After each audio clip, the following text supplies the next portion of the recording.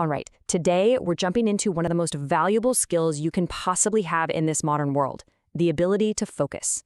We're going to explore how some ancient wisdom, not a shiny new app, actually holds the key to mastering your attention in a world that is basically designed to steal it. Let's get right into it. So let me ask you something. Does this sound familiar? You spend an entire day working, or at least you're at your desk. But by the end of it, you feel like you've accomplished absolutely nothing. You're not alone, I promise. And it's probably not because you lack willpower. The truth is, the world we live in is actively working against your ability to concentrate. You know, the Nobel laureate Herbert A. Simon really hit the nail on the head with this one. We live in a world that's incredibly rich in information, which, if you think about it, means we're living in a world that's incredibly poor in attention. Our attention has become the most valuable resource we have, and it's the one everyone is trying to grab. This isn't just a minor challenge, it's a full-blown crisis. Okay, so how in the world do we fight back against this? Well, the solution isn't downloading another productivity app. Nope, we're going to look way back to ancient thinkers, people like the Stoics and Eastern philosophers who perfected the art of mental discipline long before the first phone notification ever existed. So here's the game plan for how we're going to reclaim our focus. First up, we'll diagnose the attention crisis we're all swimming in. Then, we're going to explore the two fundamental ways our attention actually works. From there, we'll get into practical workouts for your mind and for your workspace before tying it all together with the thing that drives it all, a real sense of purpose. All right, let's dive right in. The modern attention crisis, or, why you can't focus. Let's get to the heart of the problem. That feeling of being pulled in a million directions at once, that's not a flaw in your character, it's a feature of the modern environment. I mean, just think about the digital world we live in, right? It's basically designed to steal your focus. You've got the constant notifications, the email inbox that never ever ends, those infinite social media feeds. The whole thing is engineered to just shatter our attention into a million little pieces. It keeps us in this state of continuous partial attention, which makes real, deep work feel almost impossible. Okay, so to get control back, we've got to understand what we're even dealing with. Attention isn't just one simple thing. And what's wild is that both ancient wisdom and modern neuroscience agree it's got this dual nature. The best way to think about it, a laser and a floodlight. So let's break this down. On one side, you have focused attention. That's your laser beam. It's that intense concentration you need for deep work. Think coding, writing, really getting into something. It's run by your prefrontal cortex, and man, it burns a ton of mental energy. Then, on the other side, you've got open awareness. That's your floodlight. This is a much softer, diffused kind of awareness. It's when you're just kind of taken in your surroundings, noticing your own inner state. This is crucial for mental recovery, and it's handled by a totally different part of the brain called the default mode network. And here is the huge mistake most of us make today. We try to keep that laser beam switched on all the time. We just force it, and what happens? We burn out. We get cognitive fatigue. Ancient practices, they knew the secret was to cycle between the two. You need that balance between intense focus and just restful awareness. Okay, so if focus is a muscle, how do we actually work it out? That brings us to our next part, taming the wandering mind. This is your mental workout. You have to stop thinking of focus as something you either have or you don't. It's a skill, and like any skill, you can train it. So what's with this number, 47%?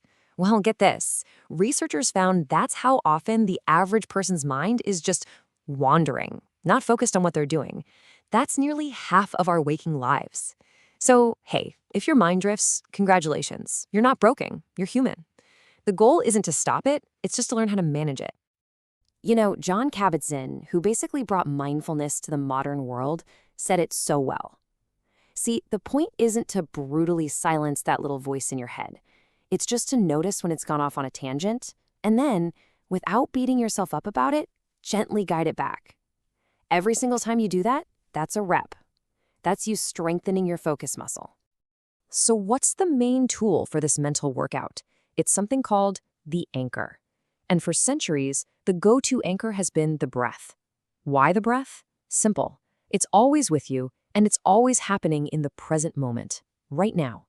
So when your mind starts drifting into the past or worrying about the future, you can always bring your attention back to the simple, physical feeling of breathing.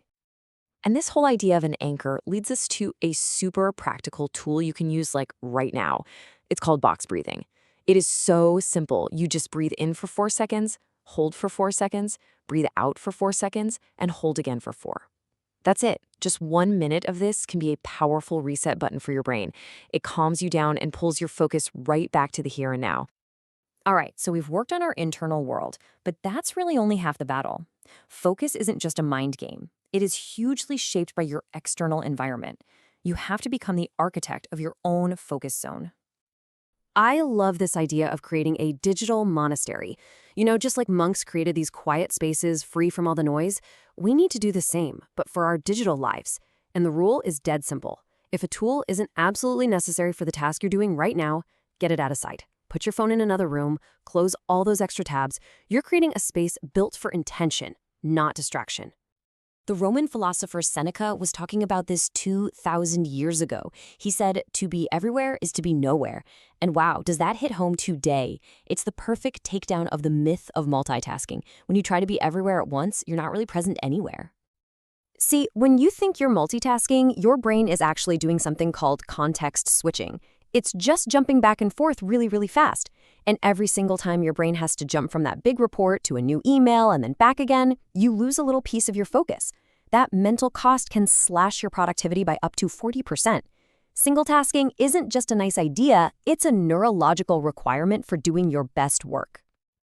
And here's one last powerful trick for your environment, the pre-focus ritual. It's just a consistent little routine you do right before you start deep work. It could be as simple as making your coffee, doing 5 minutes of stretching, or just tidying up your desk. What's the point? Well, this ritual acts like a trigger. It sends a clear signal to your brain that says, okay, playtime is over. It's time to focus. So we've covered the internal stuff and the external stuff. But there is one final piece of the puzzle. And honestly, it might be the most important one of all. It's the why behind the how. This is the ultimate secret to focus that lasts. Think of it like this. All the techniques we've talked about, that's like building a super powerful engine. But an engine, no matter how amazing it is, isn't going anywhere without fuel. And purpose? That's the fuel. When you are absolutely crystal clear on why what you're doing matters, the willpower you need to push through all the noise and distraction, it just gets so much easier. And look, this isn't just some fluffy, philosophical idea. It's incredibly practical. Cal Newport, the author of the book Deep Work, he puts it perfectly. He says, to stay valuable in our economy, you have to master 2 things: learning complicated stuff quickly and producing high-quality work. And both of those things require deep work.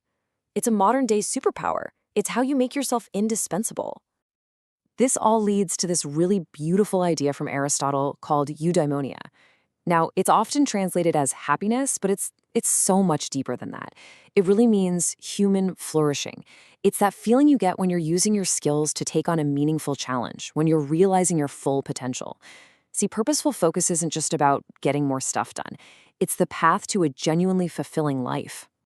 So I want to leave you with a question to think about. Of all these different pillars we've talked about, the mindful practice, designing your environment, and committing to single tasking, which one is the most challenging for you? Really think about it. Because figuring out your biggest hurdle, well, that's the very first step to truly mastering the ancient art of attention.